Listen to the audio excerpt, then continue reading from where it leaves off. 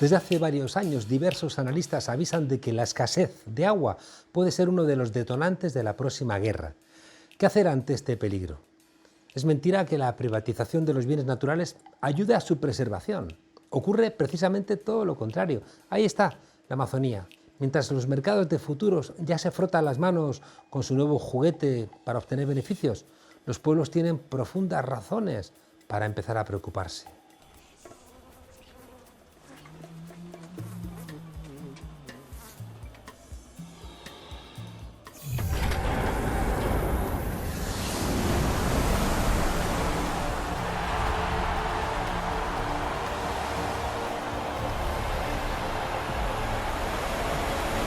Para hablar sobre una de las noticias más escalofriantes de los últimos meses, hoy hablamos con Pedro Arrojo, relator especial de la ONU para los Derechos Humanos al Agua, con Yago Álvarez, coordinador de la sección de Economía del Salto, y con Rosa Tristán, periodista medioambiental. Los mercados de futuros son unos espacios en donde se negocia, entre productores que generalmente no eran grandes y grandes comercializadores, pues pensando o apostando por posibles precios y compromisos en un futuro concreto, ¿no?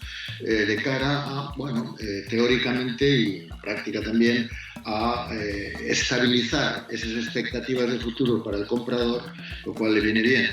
El principal problema llega cuando se da entrada, se liberaliza la posible entrada de todo el mundo, en este caso en concreto de las grandes corporaciones financieras. Ni son productores ni lo van a ser, ni son comercializadores ni lo van a ser, y que por tanto entran ahí simplemente a especular, es decir, intentar comprar barato y presionar para que los precios suban. Lejos de aprender de errores del pasado, como ocurrió con la quiebra de Lehman Brothers y otras entidades bancarias que desencadenó la crisis de 2008, Estados Unidos ha vuelto a ser el primer país en dar vía libre para que sus mercados financieros utilicen el agua como un seguro para ganar dinero a largo plazo. Desde el lunes pasado el agua ya ha empezado a cotizar en el mercado de futuros, o sea, ha pasado a ser un producto totalmente especulativo en un mercado que ya de por sí es muy altamente especulativo y volátil. El agua va a basarse en un índice bursátil de California y además es un índice bursátil que ya ha variado bastante su precio durante el año, lo cual esto es un paso más en la financiarización de algo tan básico como es el agua, ¿no? Como un derecho humano como tal. No es la primera vez que se especula con un bien necesario para la vida humana. Los mismos que causaron la pasada recesión utilizaron los alimentos básicos como una forma para recuperarse de la misma. El modelo neoliberal solo funciona con mentiras repetidas y, por supuesto, con muy poca memoria, para que no nos acordemos del daño que causaron. También el trigo empezó a venderse en un mercado a futuros, ¿no? Hace ya unas décadas, y lo que se generó fue grandes problemas de abastecimiento de trigo en muchísimas zonas del planeta donde era un recurso fundamental para su alimentación. Esperemos que esto no llegue a pasar con el agua, pero hay que poner medidas antes y, desde luego, investigar más en una buena gestión e intentar tener una agricultura mucho más sostenible a nivel global de la que tenemos ahora. ¿Qué pasó en el 2008 con ese movimiento de capitales? Que los inversionistas encontraron en el mercado de futuros de los productos más básicos una buena vía de financiación, una buena vía de inversión, mejor dicho, con una rentabilidad segura, ¿no? Es igual que muchas veces, como también está ocurriendo ahora mismo, los grandes inversores se refugian en el oro como un valor seguro, pues la comida también era un valor seguro. Y eso es lo que ocurrió en 2008. ¿Cuáles fueron las consecuencias de que todos los inversores fueran al mercado de futuros de la alimentación, de bienes básicos como el trigo, el maíz, etcétera? Pues que los precios subieron una barbaridad. El trigo llegó a multiplicarse por 5 su valor. Y en media general, los alimentos en todo el planeta subieron un 80% el precio. ¿Qué quiere decir esto? Pues que en países donde ya existía hambre o había dificultades por parte de la gente para acceder a ciertos alimentos, pues se le duplicó. O sea, hambruna, muerte, etcétera, ¿no? Entonces, viendo ese caso es donde podemos ver qué puede pasar en un momento en el que el agua también se convierta en un bien escaso en ciertas zonas, épocas de sequía o desabastecimiento. pues que lo serán los mercados y ese músculo financiero de esos miles de millones que tienen detrás los que marquen el precio del agua, y no para consumirla, sino simplemente para comerciarla, porque al final es eso en lo que se basa el mercado de futuros. Naciones Unidas, que lo denunció en aquellos momentos, estimó que 250 millones de personas entraron a las filas del hambre. Bien, ese es el peligro y esa es la dinámica. Estos no son mercados en donde las virtudes del mercado, que sin duda también existen, de incentivar eficiencia en los sectores productivos o de la comercialización, incentivar eficiencia o abaratar precios. Bueno, para nada, ¿no? Esto que se está diciendo, no, esto va a mejorar la eficiencia del uso del agua, no es verdad. Los mercados especulativos no mejoran la economía, la revientan. Que me cuenten a mí qué eficiencia en el sector de la construcción de viviendas incentivó la burbuja inmobiliaria, o qué eficiencia o qué precios abarató la especulación en los mercados de futuros de los alimentos. Viendo lo que pasó con el trigo o con el maíz, podemos adelantar lo que podría pasar cuando el agua se convierta en un bien escaso en ciertas zonas, o épocas de sequía o de desabastecimiento.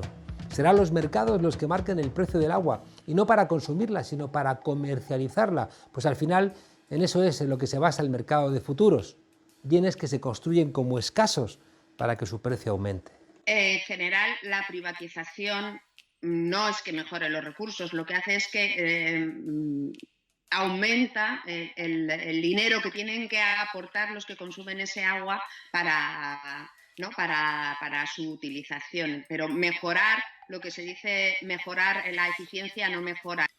Bueno, ellos, es esa base, ese mantra liberal capitalista que dice que que el mercado regule el precio de las cosas es la manera de llevarlo a la mayor perfección.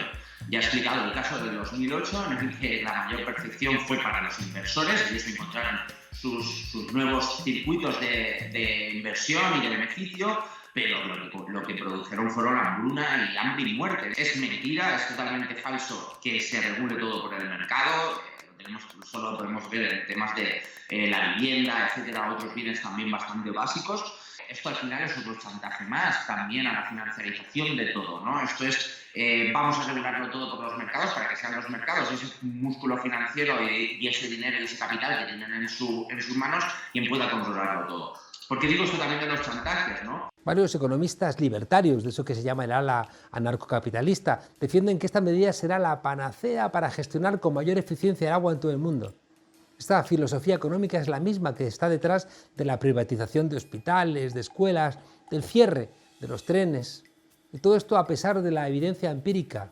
Aún todavía hoy cuenta con secuaces en los medios de comunicación que dirán lo que convenga a los accionistas de los medios de comunicación, que ya no son periodistas, son voceros de quienes les pagan. Las Naciones Unidas está llamando para que el 22 de marzo, que es el próximo Día Mundial del Agua, se celebra cada año, se celebre promoviendo grandes debates ciudadanos sobre los valores del agua. El lema, el hashtag en inglés es el water to me, el agua para mí. ¿Qué es el agua para mí? ¿No? Reflexionar sobre los valores del agua, no el valor financiero del agua, los valores del agua. El agua que tenemos en los ríos, el agua en el cambio climático, el agua en la salud pública, el agua en nuestras casas, el agua en el regadío, el agua en un paisaje, etcétera, etcétera, etcétera, ¿no? Pensemos eso. Bueno, lo primero es el que por fin, de una vez por todas, o sea, no demos pasos hacia atrás, sino demos pasos hacia adelante en la universalización del agua como un derecho humano. Entonces, ¿quién tiene la potestad? ¿Quién debería tener la potestad? Los poderes públicos democráticos, o sea, deberían ser los estados quienes controlen un bien tan básico. Y nada de privatizaciones. En España, por ejemplo, hemos sufrido unos procesos de liberalización y privatización del agua por parte de los municipios en los últimos 20 años brutal. Al final, además, el agua es un bien en el que, como se suele decir en economía, el consumidor no puede elegir, ¿no? O sea, tú ahora mismo, si tú vives en un ayuntamiento español, en un municipio español, Tú no puedes elegir qué comercializadora de agua tienes. Si tu municipio la ha privatizado, tienes que ir a ese. Entonces, esa falsa excusa también de la privatización como una manera para competir entre empresas es totalmente falsa en el caso del agua, ¿no? Entonces, ninguno de esos mantras liberales se cumple en un bien tan básico, por lo cual no debe estar dentro de las lógicas del mercado. Son las fuerzas públicas democráticas las que tienen que extraer el agua del mercado en todas sus formas y universalizarlo y hacerlo un derecho bien público básico. Sin agua no hay vida. Por tanto, ¿qué podemos hacer para contraatacar ante esta amenaza a nuestras vidas? Muchas asociaciones de defensa de los derechos humanos han puesto, como no podía ser de otra manera, el grito en el cielo y llaman a manifestaciones masivas, a protestas, a que nos escuchen desde la política. Pero claro, corremos el riesgo de que, debido a la pandemia, esta noticia se convierta en una mera anécdota que en un par de meses vaya pasado al olvido. Ahora mismo es uno de los ODS, de los Objetivos de Desarrollo Sostenible, ¿no?, marcados por Naciones Unidas. El número 6, garantizar el acceso universal al agua potable, segura y asequible para todo el mundo en el 2030, que está ahí a la vuelta de la esquina. Es evidente que salga a la bolsa de Wall Street ahora mismo, desde un punto de vista ético, con datos científicos en la mano, no parece que sea una de las mejores opciones para garantizar que en el 2030 el ODS número 6, marcado por Naciones Unidas, pueda ser una realidad. Antes de que especular con el agua se extienda a todos los países, los gobiernos progresistas del mundo, que desgraciadamente son pocos, debieran propugnar leyes que impidan este tipo de medidas claramente antidemocráticas. Solo los necios confunden valor y precio, ¿verdad? ¿Qué es más valioso para ti en la vida, ¿no? Y pensemos a ver qué cosas, qué valores son más importantes para nosotros en la vida. Bueno, pues después de pensar en eso, reflexionemos y nos daremos cuenta que la mayoría de esos valores, los más valiosos para la vida, como el cariño verdadero de la copla, ni se compran ni se venden. ¿Eso qué significa? Que no se administran, que no se gestionan adecuadamente, que no, al contrario, se administran con sumo cuidado, con suma responsabilidad, porque nos importan mucho, ¿no? Pero no a través del mercado, no se compran ni se venden.